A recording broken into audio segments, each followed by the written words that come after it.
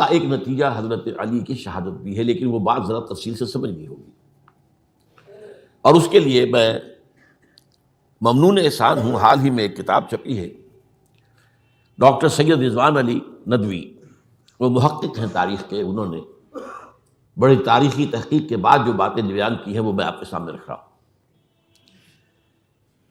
عرب میں جنوب مغرب کی کونے میں، جہاں یہ یمن بھی آباد ہے، اس کے اوپر نجران ہے، اسی علاقے میں یمامہ کا علاقہ کہلاتا ہے۔ یہاں ایک قبیلہ آباد تھا، بنو تمیم۔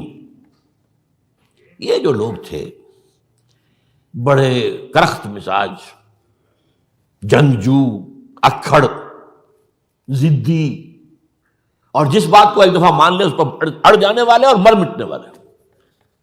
یہیں سے فتنہ پہلا اٹھا تھا۔ سب سے بڑا جو نئے جھوٹے نبی کھڑے ہوئے تھے ان میں سب سے بڑا تو مسیلمہ کذاب تھا، یہی تو علاقہ تھا، اور اس کے خلاف اس فتنے کی سرکوبی میں کتنے صحابہ، 1200 صحابہ ایک جنگ کے اندر شہید ہوئے، جن میں 500 جو ہیں وہ حفاظ تھے رضی اللہ تعالیٰ عنہ۔ تو یہ لوگ جو یہ تھے بڑے زوردار تھے۔ اس قبیلے کے بارے میں حضرت عمر رضی اللہ تعالیٰ عنہ نے ایک بڑی عجیب حکمت عملی اختیار کی، ان کو وہاں سے اکھاڑ کر اور ایران کی سرحدوں پر آباد کر دیا، اب جہاں پر جہاد ہو رہا تھا، تاکہ ان کے اندر جو یہ جنگجوئی ہے یہ اب اس مقصد کے لیے استعمال ہو، اب وہ دارالاسلام کی توسیع کے مقصد کے لیے استعمال ہو، اور وہ ہوئی۔ حضرت عمر نے 2 چھاونیاں بنائی تھی رضی اللہ تعالیٰ، کوفہ اور بصرہ، کیونکہ ظاہر بات ہے کہ اب جو اسلام کا دائرہ پھیل رہا تھا اور اسلامی حکومت پھیل رہی تھی، اور زیادہ تر جو ہے مشرق کی طرف پھیل رہی تھی، ایران اور خراسان وغیرہ کی طرف، تو اب مدینے سے اس کا کنٹرول اتنا آسان نہیں تھا، فاصلہ تھا، تو چھاونیاں بنائیں تاکہ یہ اس سرحد کے اوپر یہ موجودہ مرکز رہے، یہاں فوجیں موجود رہیں، کہیں کوئی بغاوت ہو تو اس کو کچلنے کے لیے وہ قوت فوری طور پر دستیاب ہو سکے۔ یہ لوگ ہیں کہ جو عبداللہ ابن سبا کی فتنے سے سب سے زیادہ متاثر ہوئے۔ ان کی مزاج میں وہ کجی تو تھی نا، حضرت عمر بھی ان کا جو ایک مضبوط کنٹرول تھا انہیں دبائے رکھا ہے، اور ان کا رخ جو ہے ایک دوسری طرف موڑ کر اس سے اسلام کو فائدہ پہنچایا۔ لیکن اس کے بعد جب فتنہ جو آیا یہ عبداللہ ابن سبا، تو سب سے بڑھ کر یہی لوگ اس کے ماننے والے، اور انہی میں سے وہ لوگ تھے جنہوں نے جانیں بھی دے دی ہیں، جنہیں حضرت علی نے زندہ جلایا ہے، اس لیے کہ وہ کہتے تھے کہ علی خدا ہے۔ اے علی تم خدا ہو، تم ہمیں آگ میں جلا رہے ہو، یہ تو تم ہمارا امتحان لے رہے ہو۔ وَلَنَبْلُوَنَّكُمْ بِشَيْءٍ مِّنَ الْخَوْفِ وَالْجُوعِ وَنَقْصٍ مِّنَ الْأَمْوَالِ وَالْأَنفُسِ وَالثَّمَرَاتِ۔ اب وہ اس آیت کو اپنے اوپر منطبق کر رہے ہیں۔ تو یہ جو کرخت لوگ تھے، انہوں نے در حقیقت جو ہے عبداللہ ابن سبا کے کردار میں سب سے بڑا رول پلے کیا، اور انہی کے ہاتھ میں حضرت عثمان شہید ہوئے رضی اللہ تعالیٰ۔ اور اس کے بعد انہوں نے حضرت علی رضی اللہ تعالیٰ عنہ کو اپنے گھیرے میں لے لیا، کیونکہ انہی کی کثیر تعداد موجود تھی مدینے میں جب حضرت عثمان شہید ہوئے۔ اس کے بعد اب ظاہر بات ہے کہ کوئی نہ کوئی تو خلیفہ ہونا چاہیے تھا۔ حضرت طلحہ سے کہا گیا، انہوں نے معذرت کر لی، حضرت زبیر سے کہا گیا، انہوں نے معذرت کر لی۔ اب ظاہر بات ہے کہ حضرت علی آخر امت کو چھوڑا تو نہیں جا سکتا تھا بغیر امام کے، انہوں نے قبول کر لی، اگرچہ حضرت حسن روکتے رہے کہ ابا جان یہ ان لوگوں کی بیعت جو ہے آپ قبول نہ کیجیے۔ حضرت حسن تو ان میں سے ہیں جو حضرت عثمان کے دروازے پر کھڑے تھے پہرے دار کی حیثیت سے، حسن اور حسین رضی اللہ تعالیٰ عنہ، انہیں تو معلوم تھا فتنہ جو کون لوگ ہیں۔ اس کے بعد حضرت علی رضی اللہ تعالیٰ عنہ نے اسی حکمت سے، جس حکمت کے تحت حضرت عمر نے یہ چھاونیاں آباد کی تھیں، دارالخلافہ بھی مدینے سے کوفہ منتقل کر دیا تاکہ پورے عالم اسلام کو کنٹرول کیا جا سکے اس مرکز کے ساتھ۔ اس کا نتیجہ یہ نکلا کہ اب گویا کہ حضرت علی کے گرد ان لوگوں کا گھیراؤ مکمل، کوفے میں یہی تو آباد تھے، کوفی یہی تو تھے، حضرت عمر نے انہیں لا کے یہاں آباد کیا تھا۔ جب حضرت علی نے کوفے کو اپنا دارالخلافہ قرار دیا تو گویا کہ ان کا پھر عمل دخل بہت بڑھ گیا۔ ایک طریقے سے یوں کہا جا سکتا ہے کہ انہوں نے اب حضرت علی رضی اللہ تعالیٰ عنہ کو اپنے محاصرے میں لے لیا۔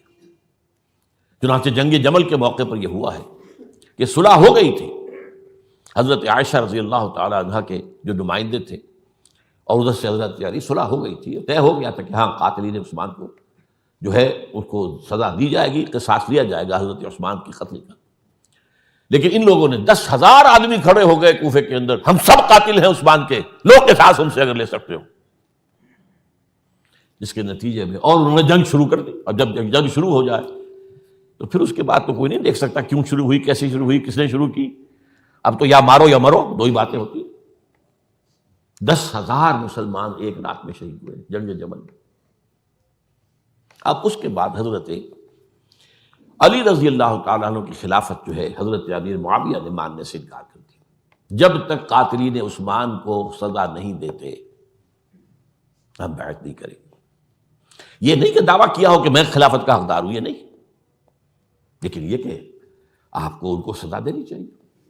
اب یہ تھا وہ مخمصہ جس میں حضرت علی رضی اللہ تعالیٰ عنہ وہ فرماتے تھے تو میرا ساتھ دو تو میں ان قاتلین عثمان سے سزا جو ہے ان کو سزا دے سکتا. ادھر انہیں پتا تھا کہ میں سرنڈر کرتا ہوں تو مجھے علی تک تو پہنچنے کوئی نہیں دے گا، راستے میں ختم کر دیں گے رضی اللہ تعالیٰ عنہ. تو یہ پیچ تھا ایک جو ایسا پڑا ہے. اب اس میں جب حضرت معاویہ اور حضرت علی کے مابین فیصلہ کن جنگ ہوئی، جنگ صفین جسے کہتے ہیں، جس میں 70,000 مسلمان ایک دوسرے کی تلواروں، تیروں، نیزوں سے قتل ہوئے. اس موقع پر حضرت معاویہ کی طرف سے ایک آفر آئی، قرآن مجید کو نیزے پر اٹھا کر لوگوں نے کہا کہ یہ خون ریزی بند کر دو، ہم قرآن کا فیصلہ ماننے کو تیار. حضرت علی دیکھ رہے تھے کہ یہ اصل میں میری فتح کو شکست سے بدلنے کا پروگرام ہے، تقریباً فتح میری ہو چکی ہے. لیکن یہ جو طبقہ تھا یہ ان کا نہیں، بڑی ٹھیک بات کہہ رہے ہیں، وہ مانیے ان کی بات، جنگ بند کی. انہوں نے ہی یہی لوگ تھے جنہوں نے مجبور کیا حضرت علی کو کہ وہ تحکیم پر رضامند ہو جائے. اس کے بعد تحکیم میں جو معاملہ ہوا، حضرت علی حضرت عبداللہ ابن عباس کو اپنی طرف سے حاکم بنانا چاہتے تھے، یہ اڑ گئے نہیں. یہ اڑ جانے والے لوگ، اور یہی اصل قوت تھے، وہاں ساری طاقت تو انہیں کی تھی. تو انہوں نے ابو موسیٰ اشعری کو اپنی طرف سے مقرر، وہ بہت نرم خو آدمی تھے، انہیں برابر. بہرحال جو بھی بات طے ہوئی، اب تاریخ کی روایتوں میں اختلاف ہو سکتا ہے.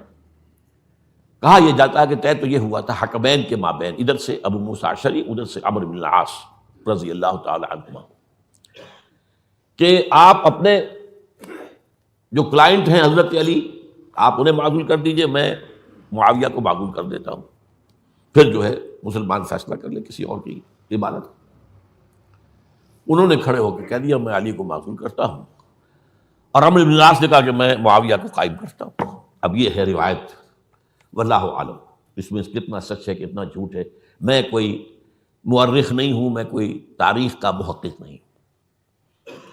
اس کے بعد جو ہے اب یہ لوگ انہوں نے کہا کہ مانیے تحکیم کو، اور جب انہوں نے حضرت علی نے اس تحکیم کے فیصلے کو ماننے سے انکار کیا تو باغی ہو گئے، حضرت علی کو کافر قرار دیا، اور جا کر ایک جگہ پر حرورہ ایک جگہ تھی وہاں پر جا کے جمع ہو گئے، جتھا بندی کی، بہت بڑی طاقت پر وہاں کر.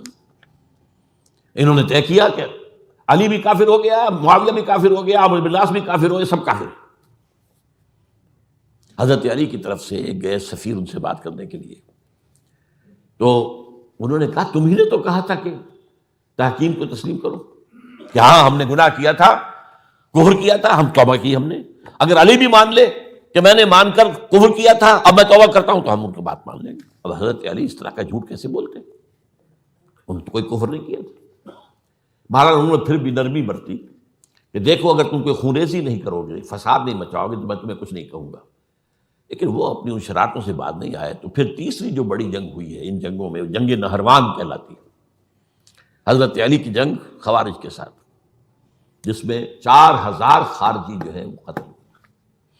اور یہ بات اب آپ نوٹ کر لیجئے کہ یہ لوگ جیسا کہ اکھڑ بھی تھے لیکن اپنی بات پر ڈٹ جانے والے تھے، لیکن ساتھ ہی دیندار بھی تھے، نمازی اور روزہ بھی تھے. یہ اس طرح کے لوگ نہیں تھے کہ جو فاسق اور فاجر، بس یہ مزاج کا ایک ہے جس بات دل میں بیٹھ گئی اڑ گئے. تو یہ اصل میں انہوں نے پھر فیصلہ کیا کہ اور تو ہمارے بس میں اب کچھ نہیں ہے، ان تینوں کو قتل کر دیا جائے، علی کو بھی اور معاویہ کو بھی اور عمرو بن العاص کو بھی. تو ایک جگہ ان کی سازش ہوئی، 3 آدمی معین ہو گئے، ایک ہی وقت کا طے فیصلہ ہو گیا فلاں تاریخ کو فجر کے وقت تم جاؤ، وہ تم کوفے کی جامع مسجد میں جب علی نماز جماعت کرا رہے ہو خنجر مارو انہیں۔ اور یہ اس کا نام ابن ملجم تھا، خارجی، یہ وہی لوگ بنو تمیم کے لوگ۔ دوسرا جو تھا وہ دمشق میں حضرت معاویہ کو قتل کرنے شہید کرنے کے لیے پہنچ گیا۔ تیسرا مصر پہنچ گیا حضرت عامر بن العاص کو۔ اب یہ بات اللہ کی طرف سے ہے، یہ تو اس کی مشیت ہے، اس کا فیصلہ ہے۔ حضرت علی پر وار کارگر ہوا، آپ شہید ہو گئے۔ حضرت معاویہ پر وہ وار ذرا اوچھا پڑا، زخمی تو ہوئے لیکن آپ کی جان بچ گئی۔ عمر بن العاص اس روز مسجد میں کسی معذوری کی وجہ سے، عذر کی وجہ سے فجر میں آ ہی نہیں سکی، لہذا حضرت علی کی شہادت ہو گئی۔ اب یہ ہے اصل پس منظر، کن لوگوں نے کیا شہید، اصل میں وہ سمجھ لینے کی بات ہے۔ یہ خوارج نے شہید کیا، لیکن خوارج کا فتنہ سبائی فتنے ہی کا آف شوٹ ہے، اسی کے ذیل میں ہے، اسی کی ایک شاخ ہے، اسی کا ایک نتیجہ ہے۔ یہ خوارج جو ہے بعد میں بھی ان کی مسلسل جو ہے وہ جنگیں رہی ہیں۔ بہرحال اس صورتحال کو یہ سمجھ لیجئے کہ یہ خلفائے ثلاثہ رضی اللہ تعالیٰ عنہ، حضرت عمر شہید، عثمان شہید، علی شہید۔ عجیب بات ہے کہ تینوں کا نام عین سے شروع ہوتا ہے، عمر عین سے، عثمان عین سے، علی عین سے، تینوں شہید ہوئے ہیں۔ لیکن یہ کہ یہ ہے تاریخی پس منظر۔